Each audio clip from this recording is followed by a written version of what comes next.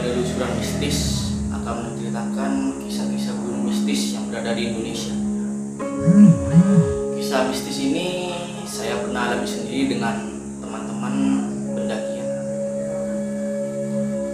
Waktu pendakian ke Gunung Raung.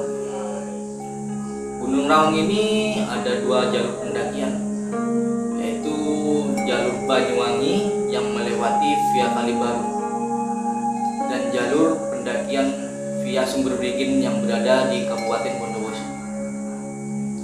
Di sini saya dan teman-teman melewati pendakian Sumber Beringin yang berada di Bondowoso. Awal kisahnya kita bertiga itu yang bernama ada Imam, ada David, itu mau melakukan sebuah perjalanan ke Gunung Raung yang awalnya kita tidak tahu gunung mana yang akan kita lewati, yang mana kita daki. Jadi teman-teman itu semuanya ikut aja, yang penting puncak gitu. Pada pagi hari si David menghubungi Imam ini, "Mam, kamu ada di mana, Mam? Jadi nggak mau ke Gunung Raung?" Kata si Imam, dia ragu-ragu. Soalnya seumur hidup dia belum pernah muncak ke gunung manapun.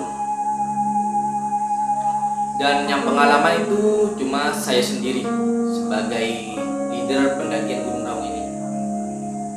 Saya sempat bertanya sama Imam dan David, untuk persiapan bagaimana, udah siap apa belum? Kata si David, udah siap semuanya, tinggal si Imam ini belum siap katanya, masih mau pinjem jaket, pinjem tas.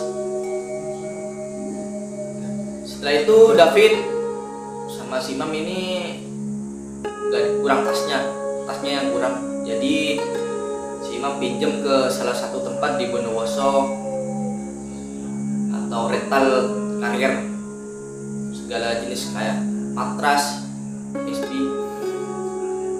Jadi pada hari Rabu pagi hari saya coba menghubungi Imam dan David. Gimana? Berangkat besok ini jam 7 pagi kalau bisa. Soalnya cuaca takut hujan. Oh iya, kata si David. Wah, ya udah siap semua. Imam juga sudah siap. Dan keesokan harinya, pada hari Kamis, saya coba hubungi lagi. Ayo mau berangkat, keburu sore soalnya perjalanan masih lumayan sih naik motornya. Lalu David bilang, saya nunggu di perempatan ya, lampu merah, ada perempatan di sini. Oh ya, tungguin di sana, sekalian jemput si Imam ya.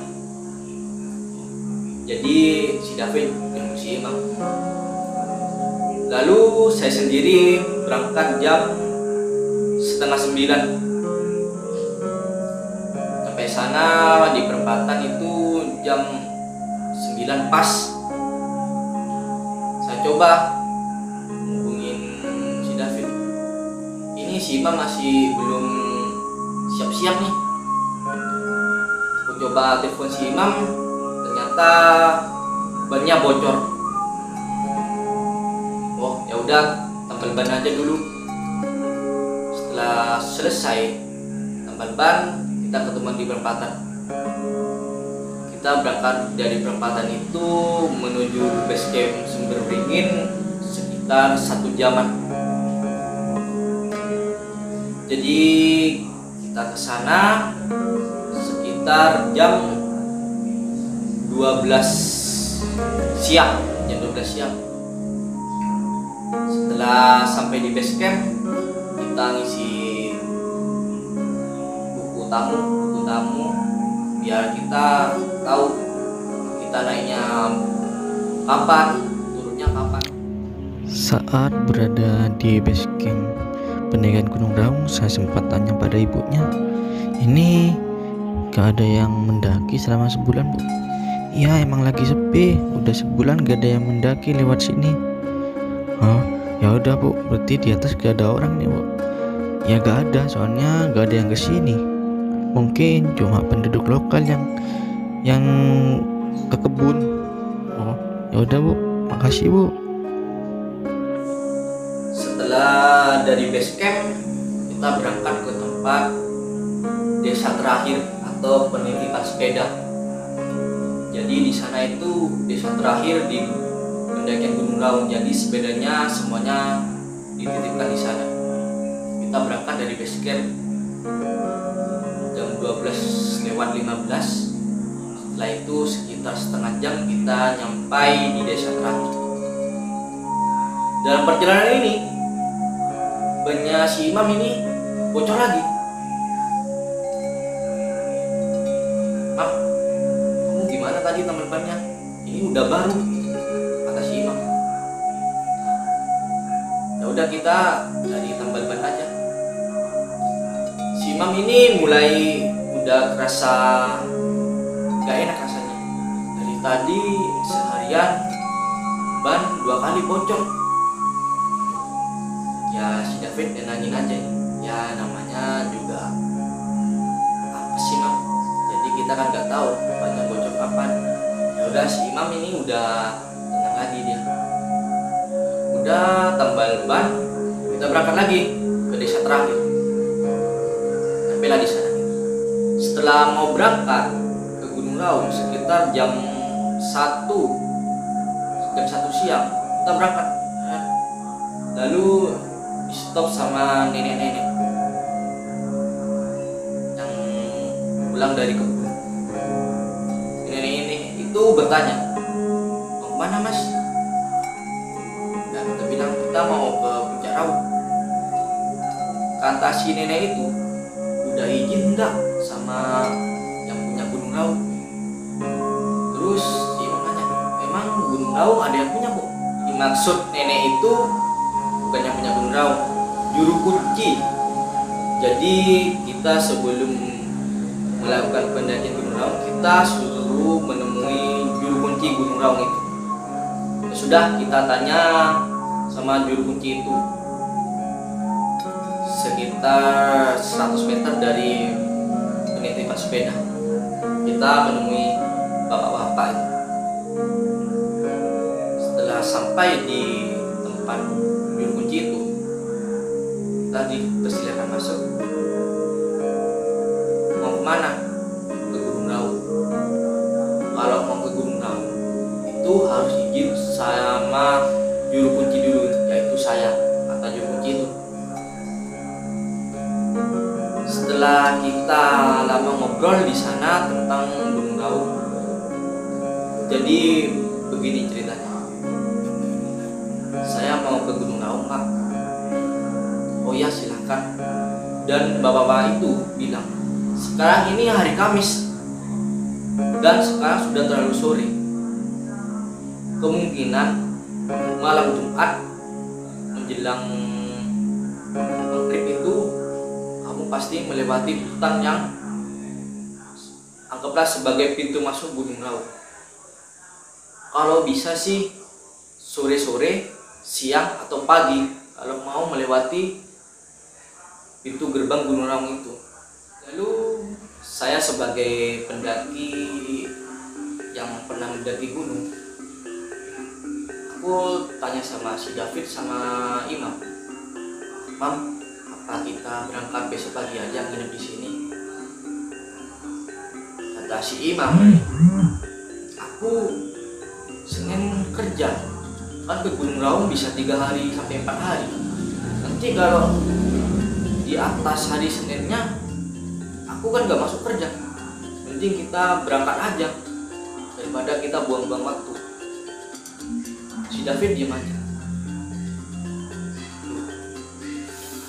Dan aku ya ikut kata si Imam. Ya udah Mam, daripada perjalanan ini gagal, kita berangkat aja. Dan nanya ke David, gimana David? Si David bilang, ya udah, ini rencana dari dulu, masa gagal lagi, kita berangkat aja. Dan setelah beberapa menit kemudian juru kunci ini bilang, yakin mau maksain berangkat sekarang? Kata si Imam, iya Pak, gak apa-apa lah Pak. Dan juru kunci ini memberikan air yang dibaca-bacain, entah itu bacaan apa, kita juga gak tahu. Kita cuma dikasih air, ini buat jaga-jaga. Bilangnya sih jaga-jaga, semuanya gimana sih, air buat jaga-jaga. Ya udah, kita maksain untuk berangkat ke Gunung Raung. Dari rumah juru kunci itu kita berangkat sekitar jam 1 sore. Berangkat untuk menuju pondok ojek. Jadi di sana anggapannya pos pertama pendakian Gunung Raung. Kita berangkat itu sekitar 4 jam, hampir jam 5, 3 jam setengah. Kita berangkat dari sana sampai pos udah menjelang maghrib. Kata si bapak tadi, juru kunci itu, pintu gerbang Gunung Raung itu setelah pondok ojek. Sampailah di sana, kita istirahat sebentar. Jadi si Imam itu, ya udah kita lanjut aja. Lalu si David bilang, bentar, ini masih capek, kita minum dulu. Ya udah, kita istirahat sekitar 15 menit.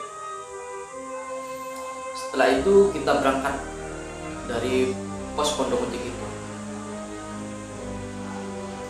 Udah sekitar perjalanan 20 menit, kita ketemu sama nenek-nenek yang bawa kayu. Sedangkan untuk menuju ke desa terakhir itu sekitar 3 jam sampai 4 jam, dan itu hampir malam. Kita lewat, yang paling depan ini imam. Jadi imam gitu, permisi Bu.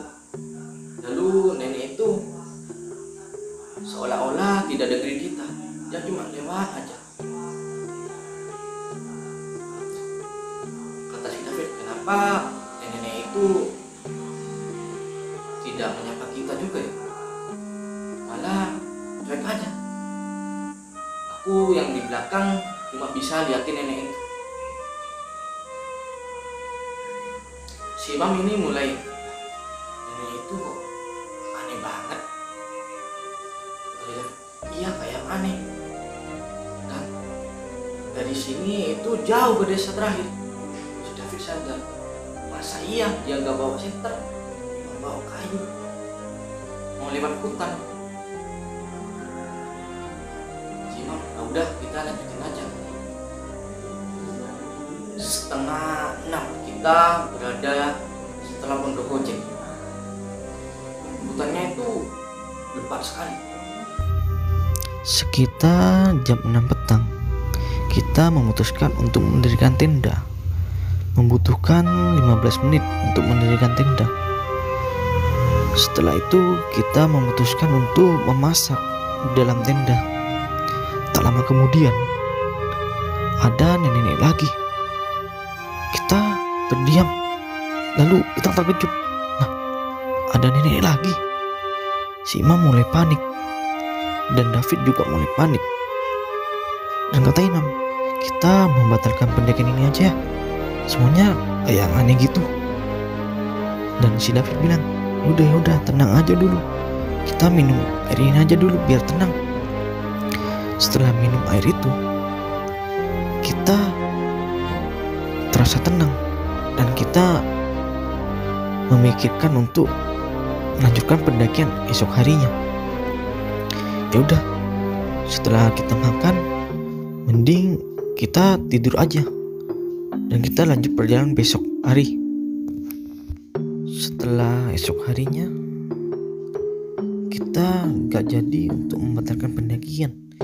Kita malah memilih untuk melanjutkan pendakian ke Gunung Raung.